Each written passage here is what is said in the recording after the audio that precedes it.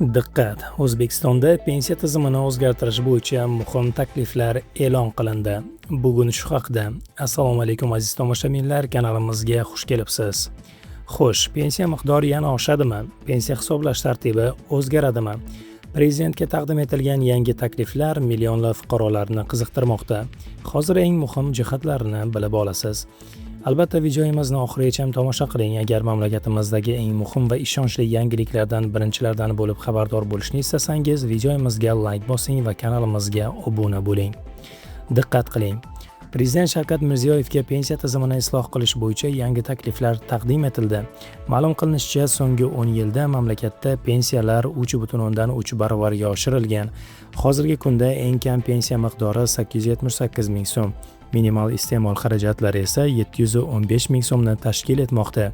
Yangi takliflarga ko'ra, jamg'arib boriladigan pensiya tizimi yanada takomillashtirilishi rejalashtirilmoqda.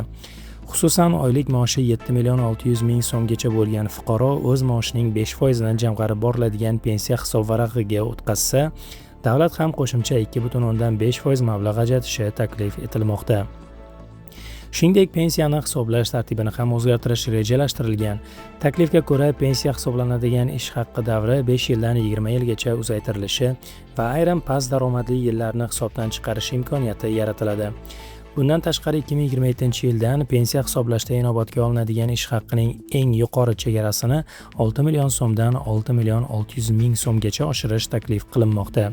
Hisob-kitoblarga ko'ra, ushbu yangi tartib amalga oshirilsa, yangi pensiyaga chiqadigan fuqarolarning pensiya miqdori o'rtacha 8% ga oshishi mumkin. Prezident har bir taklifning ijtimoiy va iqtisodiy ta'sirini chuqur o'rganish, shuningdek ushbu islohotlarni jamoatchilik bilan ochiq muhokama qilish zarurligini ta'kidladi. Azizlar, bugunchalik bizda shular.